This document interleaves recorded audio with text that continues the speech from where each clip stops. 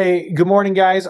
We are excited to jump in and do a network conversation today, talking with Doug Franklin about equipping students to lead. And so, if you haven't known who Doug Franklin is, you've probably seen his LeaderTreks mailers that come into your youth ministry office, like I used to. And I always went, man, I wish I had the budget to pull this stuff off. But it's such a cool resource, and I'm excited for the conversation today. Before we jump into that conversation of how do we equip leadership and equip our students to lead better, I want to ask a question that's a little bit more personal for each of us.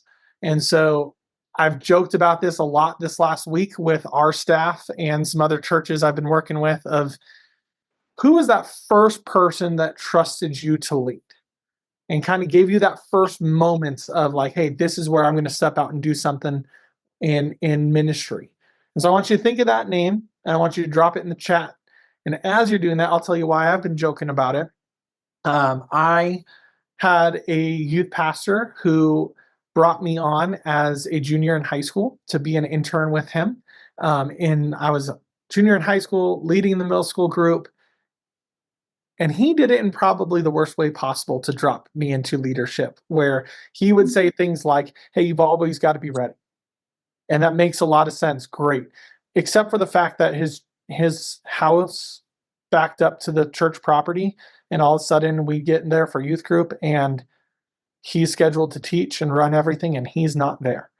And I was dropped with just figure it out. You're the new intern at 16. Good luck.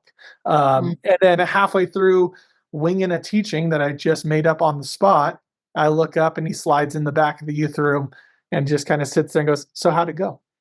And I hope you had a better experience with that than I did with Mikey, but you know what? He trusted me enough to do that, right? And the other thing I remember Mikey would do is he found a painting in the closet one time that had a hole in it. And he said, or like a canvas. And he said, I know you're an artist. Here's a canvas with a challenge because it's got a hole in it. Go make something and we'll hang it in the youth room. Because he saw giftings and talents and equipped and gave space for him. Maybe not always in the best way that challenged me and stretched me, but some cool moments there as well. Tim, when you were in middle school, your youth pastor encouraged you, and you said in parentheses, a super quiet kid, to step up in leadership. Can you tell me a little bit about what that looked like? Sure, yeah. I was in a big youth group, like 100 kids, but I was such a quiet kid that some of the adult volunteers had said they never even heard me like speak, like they never heard my voice. But I really enjoyed being with my friends but something that my youth pastor saw and encouraged me in and just said, you can be a leader. You can set an example. 1 Timothy 4:12 was the verse he Yeah. gave me, and just from that encouragement through the years, I think God led me into ministry. So, See, I think that's huge. Is sometimes it's calling out the voices that are not necessarily going to be heard on their own. I can remember for me one of the leadership events that I saw was always this like invite only into the leadership opportunities, and often some of the best leaders we had in our group were overlooked because they were not the outgoing extroverted personalities. So that's huge to call out and notice. Hey, you've got a voice too. That's awesome. Wayne, you mentioned your basketball coach. Let's go into a different direction here. What did that look like for you to lead on a basketball team? Uh, well, I was the class clown and had the ability to disrupt. And I had a pastor tell me I lead people, but I lead them the wrong direction. And so constantly have the negative on in my ear. And my basketball coach said, "You're going to be team captain." And I was like, "You don't want that." And he was like, "No, we need that." And so I was like, "I'm not the best guy on the team." And so he convinced me of using my leadership in a positive direction. But whereas everybody else just pointed out the fact that I led people, but it was just a constant negative. So sorry, Rick. Sorry to shock you so bad. We'll go one more. I'm going to ask Doug. It was your senior pastor that called out leadership in you. So, Doug, what did that look like? Yeah, I was only 19, junior in in college, and I had been teaching a junior high Bible study, co-teaching it with the guy who was the junior high pastor, and he left to go to seminary, and they asked me out of the blue to step up and be on staff. It was uh, it was scary. Didn't have a Yeah. clue what I was doing. I think that's a big piece, right? Like a lot of times when someone else sees leadership in us, we might not be ready in our own mind to take that step. And we need someone to call us out and pull us into those moments. Um, for a lot of you guys that came on mid conversation with this piece, we're talking about the guys or the people that first gave you a chance in leadership and opened that door for you. And what did that look like? Kind of thinking through who was that person in your life. And so as I go into pray for this morning and set up our conversation, I would ask this of you. If you have the number of that person that first opened the door into leadership in your life, text them this morning. Go ahead and do that, right? Like during this prayer, go ahead and do that as things are going on and just say, hey, thank you for giving me that space. Like I said, I have that kind of awkward, funny relationship with Mikey that he dropped me into weird situations. I just had coffee with Mikey last week, and was able to sit down with him and thank him for those kind of things. And it goes a long way for a lot of leaders that don't get thanked. And especially these kind of moments tend to go unseen, I feel. So I would encourage you, text them, say thank you this morning. But if you guys would join me in prayer before we kick off the conversation, that'd be great. Yeah, we just thank you for so many of these leaders who notice the voice that's not heard, notice the class clown that is heard a little bit too much and go in the wrong direction and saying, hey, I can bring guidance to that. Yeah, I thank you for the youth leaders, for the head pastors, for the basketball coaches, for the volunteers that have walked alongside those that are in this call today, or maybe watching this recording, and those people that have said, hey, I see something in someone. Yeah, we acknowledge that without that guidance, we maybe wouldn't be sitting in the ministries we are in today, and we maybe wouldn't have the voice with the students that we have today. Yeah, we just pray that this conversation equips us better to continue that pattern to calling out leadership in students, to see where you can take them and where you can use them to influence more for the gospel. We thank you for that amazing opportunity. We look forward to the discussion with Doug today. And we pray this in your name. Amen. So I'm going to hand it over to Phil this morning to interview Doug Franklin and take away the conversation. All right. Good morning, everybody. Thanks for joining us. And want to introduce you to Doug Franklin. If you don't know him already, he is the founder and head of LeaderTreks, and has many years of ministry pouring into students and youth leaders, and students who become youth leaders like us, as we could glean from the conversations this morning, which is awesome. We want to continue to pour into students and equip students to be the church, not just the church next, but church now as well. And so, Doug, what would you say are some of the biggest keys when it comes to pouring into students and equipping them for present and future ministry? Oh, thanks, Phil. Hey, see so many of my old friends on here. I appreciate all of you so much. It's good to see your faces, and I appreciate Nick's leadership this morning, asking this question about who's poured into us. I think that's a great question. You know, they did a survey of CEOs a number of years ago, and they asked them, when did you know you were a leader? And 9 out of 10 said, when someone whispered in my ear, I see you as a leader. And it just reminds me of the importance that we have to whisper in students' ears, I see you as a leader. And so many people have done that in your lives. And I agree with Nick, like, let's thank them. Let's be appreciative of that, because that moment is a transformational moment. Phil, I appreciate your question as well, too, on leadership development. And I think that one of the things that I realize very often is that in youth ministry, when we think about student leadership development, we tend to think leadership team. And we tend to think about getting a student leadership team, doing the applications, maybe just the juniors and seniors, and we give them one project to do. And I think this is kind of the traditional way most youth workers think about student leadership development. The only problem is I don't think student leadership teams actually develop leaders. And I also think that there's some negative to teams, and you guys know this. Applications, first of all, who gets in, who gets out, favoritism, parents don't know how it's selected. Is it by age or is it really by leadership potential? Is it just responsibility students and not other students? Is it the loudest in the room, which kind of Nick talked about a little bit earlier?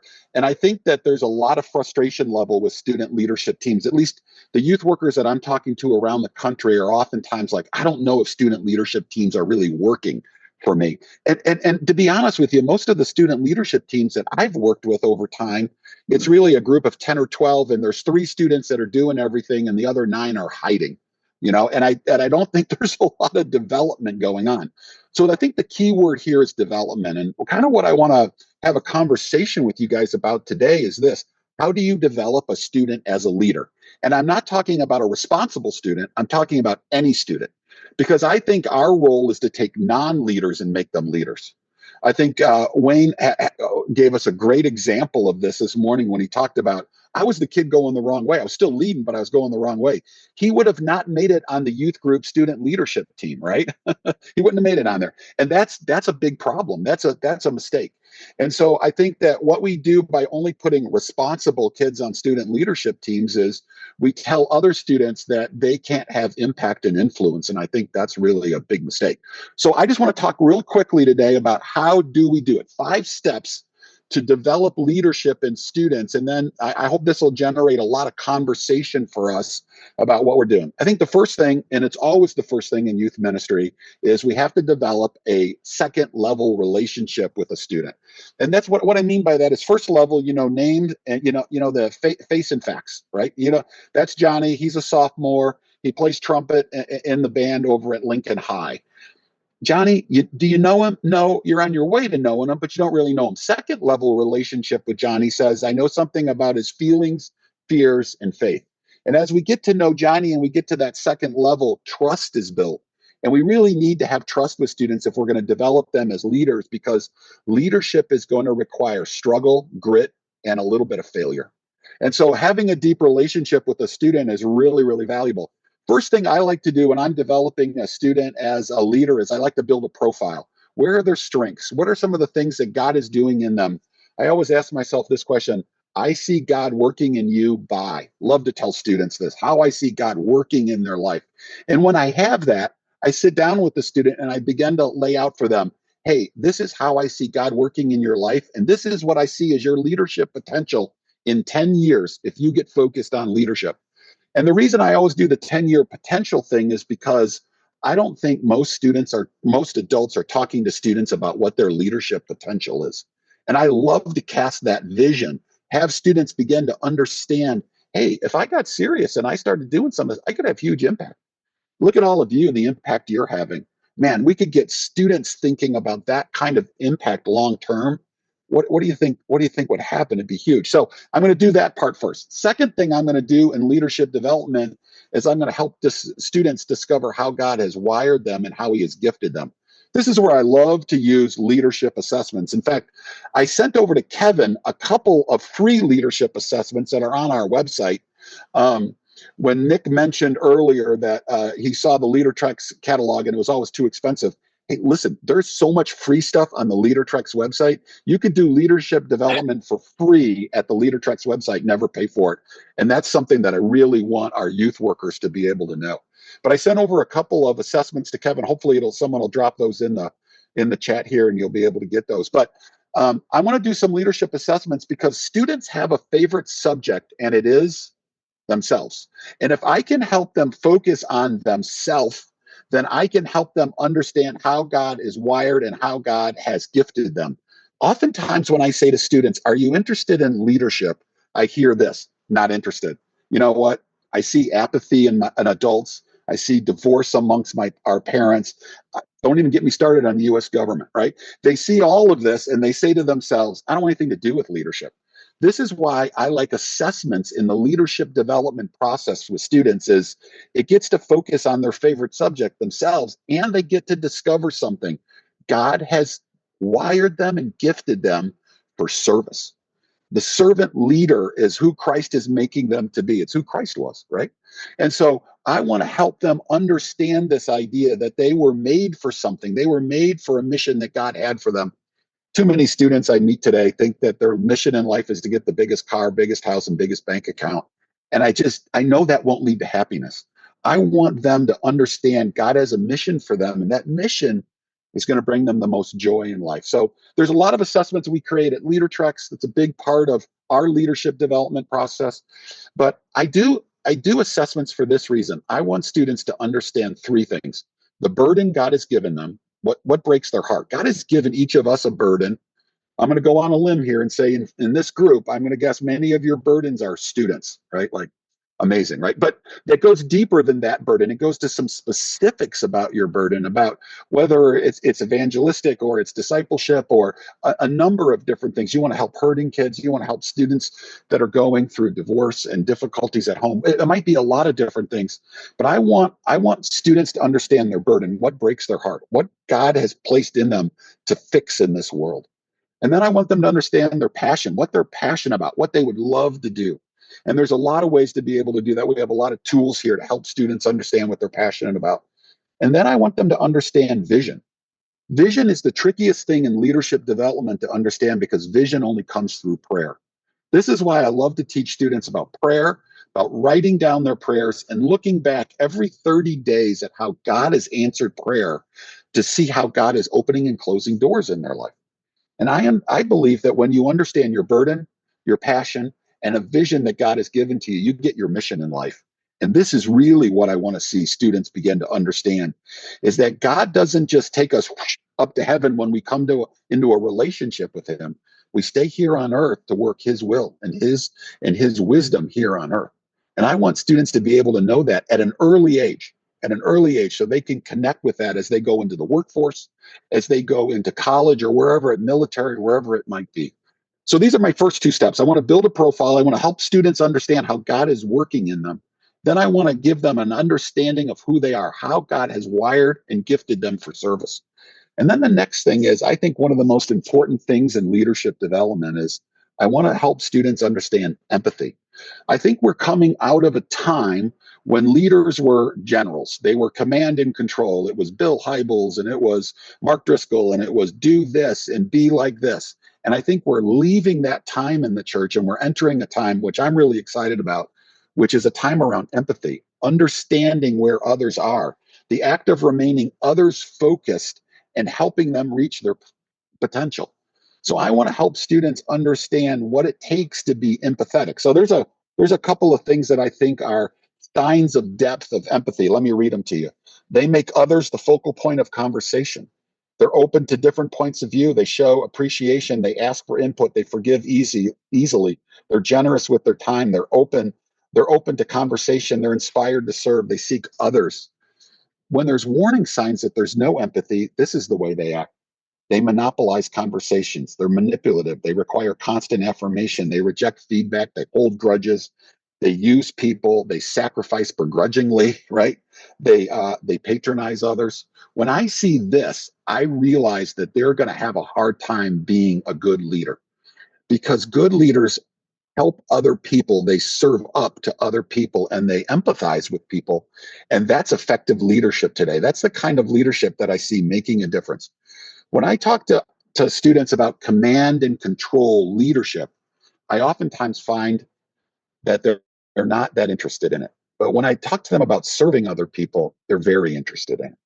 So this is the third thing about leadership that I want to do. This is the being side of leadership. I really want them to help them understand empathy. And then I'm going to put a training plan in place for them. A lot of you talked about your youth workers gave you a project or something to lead, which is really, really cool. I think that great training for student leaders has got a little bit of a formula to it. I think this is the formula. Principles plus experience equals good leadership development. Nick shared with us just the experience. His youth worker abandoned him and said, "You got it." That oftentimes won't work, just to be honest with you. Now, in Nick's case, it was great. But what we really want to be able to do is we want principles plus experience equals leadership development. So we want to teach biblical principles to students about leadership development. Empathy is a great place to start. And we can teach these principles from Jesus's life, which I think will really be really powerful. But every time I'm going to give students a leadership role, and I think it's really important to give them the experience, because the only way to really learn leadership is to do it, right? To do it is to make sure that I give them a training plan. So I think through what are the skills needed for the leadership role that I give them, and then I create a training plan around that so that I can prepare them for that role. So if I'm going to give them leadership over game night, let's say, I'm going to make sure I walk through with them people and resources needed to do the games. I'm going to think about I'm going to teach them, how do we connect with everybody who doesn't want to play the game? Because there's always a group that doesn't want to play the game, right? How are we going to make sure that everybody feels safe and everybody feels like they can participate? I'm going to teach them how to do that. I'm going to teach them how to sell the game, because as all of us know who have been in youth ministry, you got to sell every game if you're going to lead a game, right? So I'll walk them through all of that. And this is the important part. And this is sort of the fourth part of leadership development. Whatever experience I give a student, I have to make sure that it's outside of their comfort zone, but not so far outside of their comfort zone that it takes them to the panic zone. So I think there's three zones students are in when they're in a leadership experience. There is the comfort zone. They rely on themselves. There's the growth zone. And this is where you want to keep them, where they're dependent on God and reliant on their team. And don't take them so far that they go to the panic zone. But every student is different. So you got to really kind of master this. So when I create leadership experiences for students, I really have to ask myself, what can they handle, right? Where's their breaking point and where is their comfort zone at? Because in their comfort zone, they'll just take on the leadership role in their own strength. In the growth zone, they'll probably have some moments of panic. But as the developer, as someone who's working with them, I'll be able to step up and say, hey, can we pray about this together? Hey, who on your team could you rely on to help you as you go through this, right? That's good, healthy leadership, is the growth zone. The panic zone is where students say these magical words, I quit. And when they say those words, it's over. Here's the thing that I want you guys to know, and I think you probably already know this. When I first started in 1987, and I'm old, the comfort zone was small, the growth zone was huge, and the panic zone was so far off we couldn't even see it. And parents really supported us in this. Today, the comfort zone is big, the growth zone is small, and the panic zone is really close.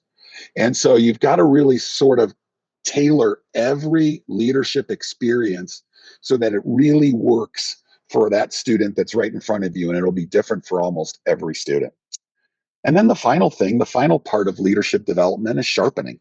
As iron sharpens iron, right? There's four things that I always like to look at in a student's life ongoing in leadership development. I like to look at their engagement. Are they driving things forward, or are they spinning their wheels? Focus. Are they easily distracted? And the answer is always yes. Or are they focused on where they're going, right? Decision making. Are they indecisive, or are they confident? And then finally, momentum. Are they getting people to join them and moving forward, or have they lost traction? These are the four areas that I'm always asking myself when I'm thinking about a student that I am developing, to ask myself, the next conversation I have should be about one of these four things. So this is my leadership development plan. I'm going to build that relationship. I'm going to build that profile. I'm going to challenge the student to join me in leadership development. I am going to cast the vision for what could happen in their life.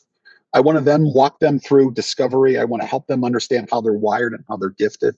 I then want to take them through the two sides of leadership, doing and being. The being side, I really want to help them understand empathy. The doing side, I want to create a training program for them. And then I want to make sure that training program keeps them in the growth category. And then finally, I want to have a couple of ideas about how I can continue to challenge them and sharpen them as they move forward. All right. Does this sound like something we could discuss? Absolutely. Man, that was well done. Thank you for that masterclass in developing leadership and equipping students. We're going to spend some time in small groups for the next few minutes.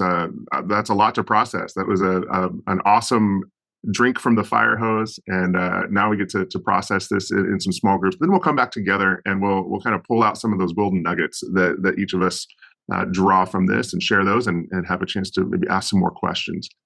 As we go into our small groups, the questions that we're wanting to discuss are what is one student that you believe has leadership potential right now but doesn't know it? What have you seen that is effective in developing student leaders? How do you help youth leaders prioritize student leadership in their ministries? And lastly, how do you help leaders in your network embrace a culture of student leadership? And that will get in the chat, and we'll break into those groups right now for about 13 minutes, and then we'll come back. Thank you, Doug. Appreciate that. Feel free to pause the video here and think through these questions yourself, or with the group that you're viewing this with. When you're ready, unpause to hear more of the conversation and the takeaways from the youth workers that joined us live. Hey guys, welcome back. It is we love this part because there's a lot of great conversations that go on, and then we're able to bring it back in and go, hey, what did you hear that we can all benefit from? And we were just wrapping up as Doug was sharing something very profound that I was like, oh, that was good. So anyway, some thoughts from your conversations.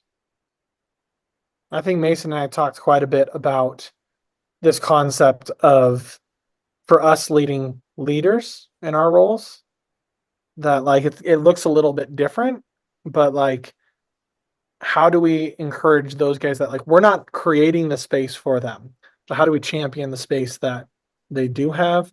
Was a big piece, and we talked a lot about the concept of recognizing their skill sets and what they've got, and kind of cheering that on. So that was what I took out of it. I mean, it was a great conversation. I really enjoyed it. So I think we talked about it. Randy said we might even have to get up in their face about stuff. We've made a lot of youth ministry performance-based, and the leadership team is a worship team up front, making it performance. I think we need to get in our leaders that we work with, get in their face and ask the questions such as, what are you doing intentionally to develop the next generation of leaders? And just listen. And if they don't have a lot of answers, offer assistance and help them. That's good. Doug, you were just fixing to say something about reading the dashboard of our youth ministries.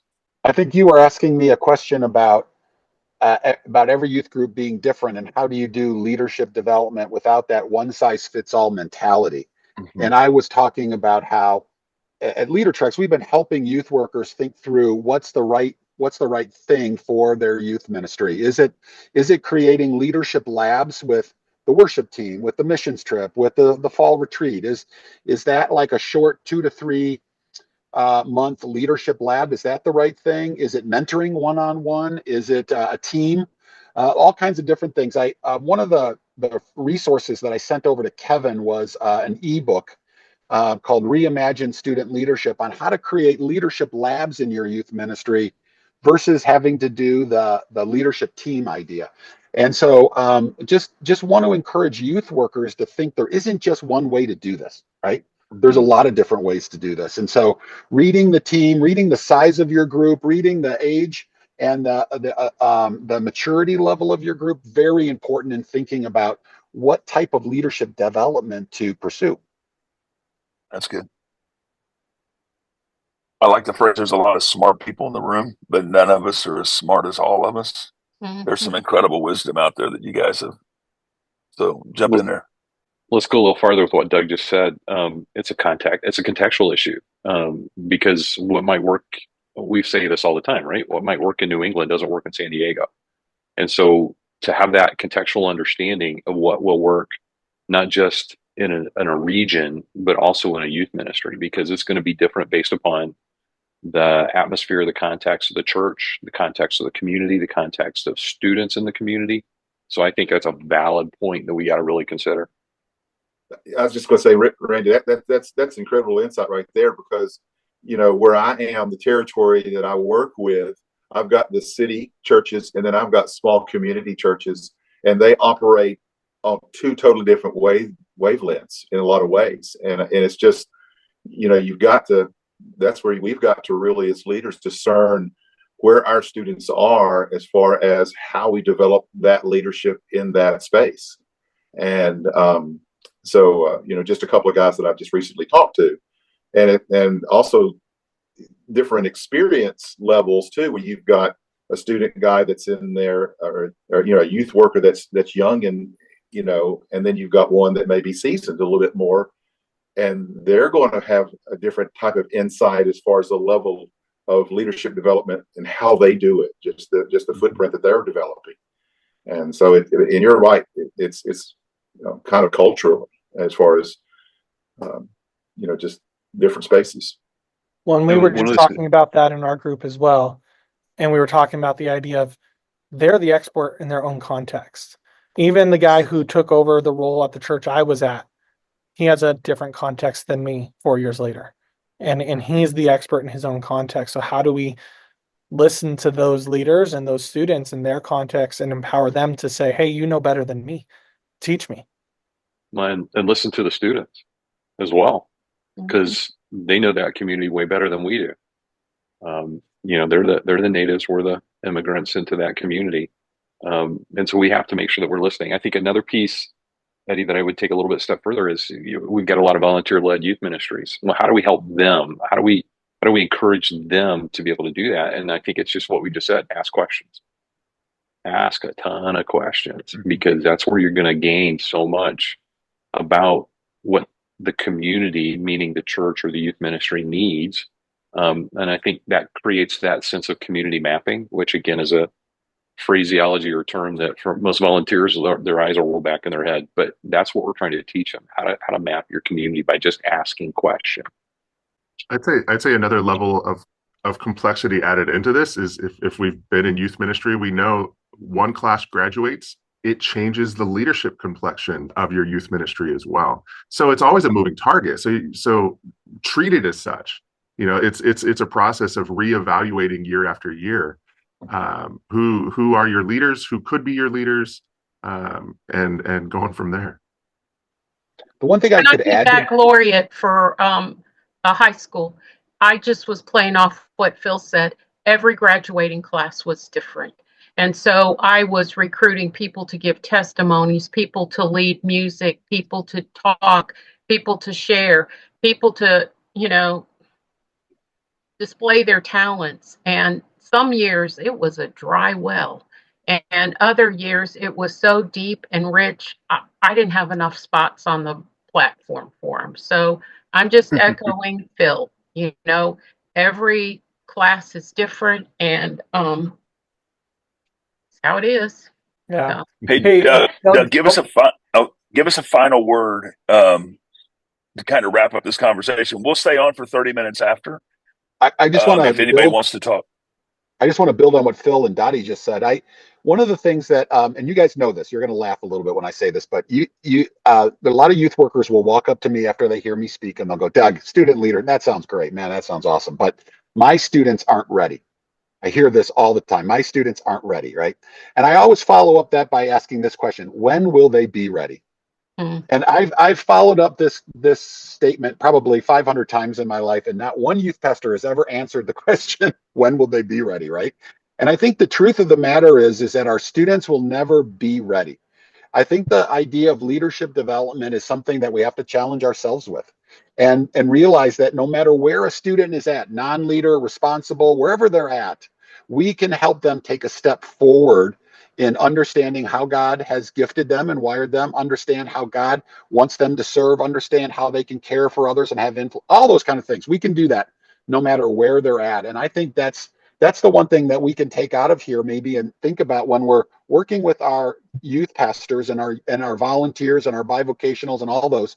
One of the things that we can do is we can challenge them to take one step forward in helping students become leaders, because the church is one generation away from being out of leaders, and this age group is ready to lead, and I think they can have a huge impact in their generation and in the older generations as well too.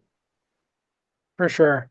Hey, Doug, thank you. This has been a great conversation. I've really enjoyed it. I want to challenge all you guys to think through this in a few different lenses today. One, when you've got if you've got students in your influence that you could lead and bring into the step, that's huge. But a lot of us, man, we are leading networks, and we're leading leaders. And I think it's the same conversation. If you haven't picked up on that, it's the same conversation. How we say to a 24-year-old kid stepping into youth ministry, we got to see them as ready to lead too. And we got to open up that door for them and create space for them and champion them. So if you're a network leader, man, try and figure out how you can connect this into your networks as well. Before we head out today, I want to remind you that Free Refills podcast is anywhere that you find podcasts, and you can go back. I think Mark and I were talking this morning. I think it's been 5 years, or no, 7 years that we've been doing this podcast. And so I got to be a part of that team at the very first one and start that thing up. And it was awesome to be a part of. But like, there are so many conversations and so many things you can go back and listen to topically. You can also do that with all of our network conversations on YouTube. So if there's a topic you want to go back and hear again or see, they are there for you, there and available. Our next network conversation is coming up on the 11th, 3/11/25, noon Eastern. We're going to be talking about the concept of personal discipleship. And so before we even get there, I'm going to challenge you this morning, and I want you to ask yourself, are you being actively discipled as a leader? Is there someone pouring into you today? And if not, man, reach out to NNYM. We would love to help you find someone and find a way to connect you into continual lifelong discipleship. It is so important to us to make sure that you guys are equipped, cared for, and loved on. So please find out who your regional coordinator is, your state coordinator, your local coordinator. We would love to help connect you into those spaces. And that being said, too, if you're not a part of a local network, go onto our website, find one, get connected in person where you are, where you can get connected with people who are just like you, an expert in your own context, where you guys can build off of that. So thanks for being here today, guys. We're going to stick around for another half hour and continue this conversation if you are available. If you would like to leave with no guilt, no shame, nobody looking at you or judging you, go ahead and click that exit button and we'll head out of here. But I'm going to pray one last time and then we'll go from there. So God, we just thank you so much for the conversations. We thank you for Doug's wisdom in this. God, I thank you for his ability to call out things that are just so universal across our country. I thank you for our ability to take that and contextualize it into where we are. God, I just pray that you lift up the right names and the right people for us to go tap on the shoulder and open the door for their leadership, for their opportunity, just as someone has done for us. God, I thank you for all those names and faces that came to mind that opened the doors for the individuals on this call. We just pray that we can continue to be a part of raising up leaders that are going to share the gospel with every student. And we're so thankful that we get to be a part of that mission. Thank you for allowing us to be leaders for your purpose. And we pray this in your name. Amen. Thanks for viewing this network conversation, brought to you by the National Network of Youth Ministries. We hope it helps you to set the table for unity and further conversations with other youth leaders. Any shared links are in the comment section on NNYM's YouTube channel. While you're there, feel free to like and subscribe. If you want to join our next conversation or training, you can find upcoming live events on our Eventbrite page. You can also connect to a local network leader at nnym.org. We're here because we are better together.